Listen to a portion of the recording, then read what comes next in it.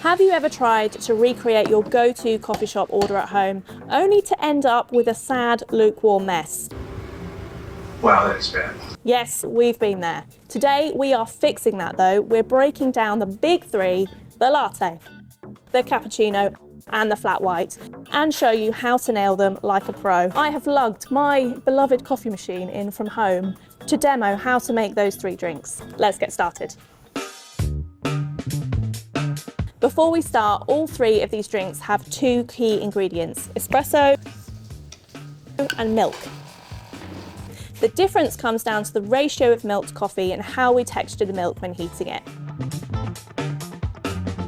So we have this machine to dose the coffee for us, which is really, really handy. This is a semi-automatic machine from Sage. If you've got a manual espresso machine, your machine probably doesn't do this, but you can buy a set of coffee scales to get the right amount of coffee. So we also have auto tamping with this. You can also get yourself a tamper. Most machines should come with this, but we have auto tamping, which is very useful for today.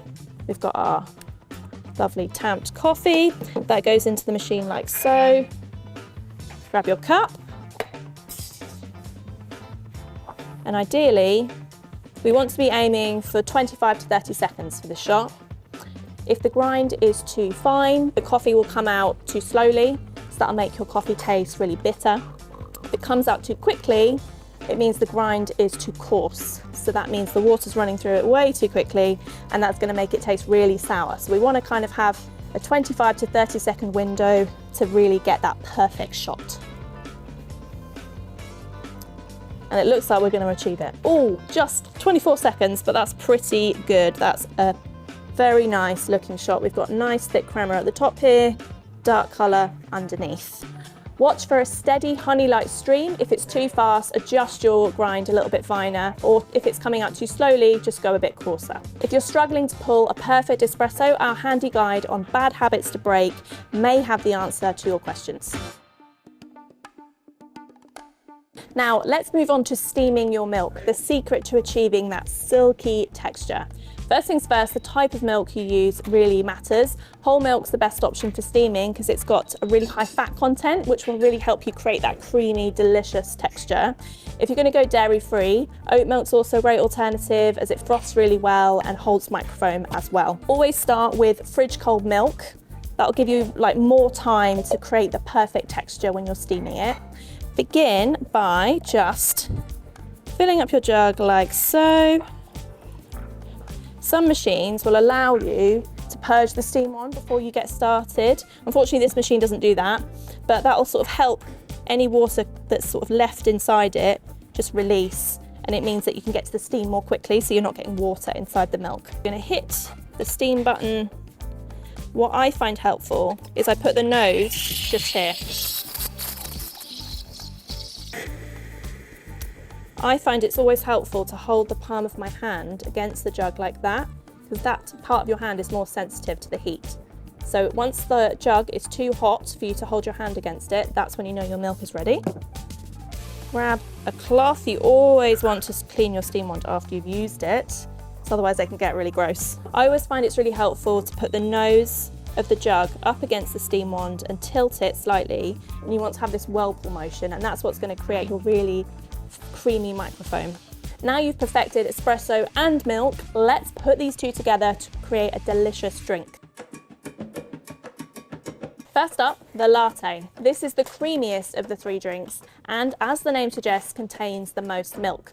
So you want to start by pulling your double espresso. We're going to put our portafilter in here and grind our coffee.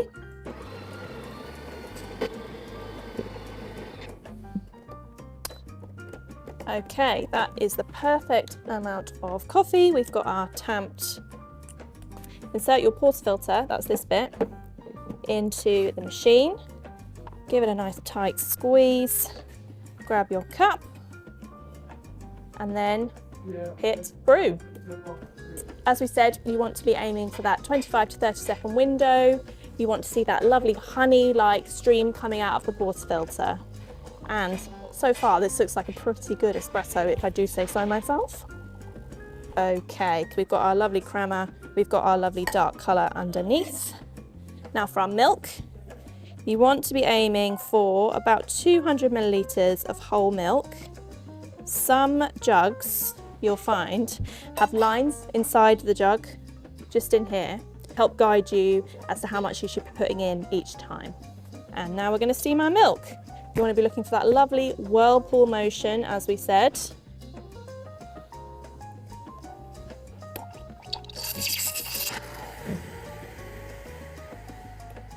Now that jug is too hot for my hand to hold, which means it's perfectly ready. Give your steam wand a wipe, very important, keeps it clean. Give your jug a good bash against the worktop, get rid of any bubbles that might be hiding in there, and a nice swirl. This is the fun bit, to be honest. This is the bit I enjoy the most. Okay. And then, let's try and execute some latte art. It's not as easy as some people make it look, but practice makes perfect. You can always practice with some washing up liquid and water at home if you don't want to waste too much milk. We want to pull the espresso shot towards us. Go high to start with. Oh, I've let a few bubbles out. And then, if you really want to try and create some art, try and get really close and the foam should come out. I've made a very wonky looking heart, but I'm not too disappointed with that, to be honest. And here it is. Here is your latte.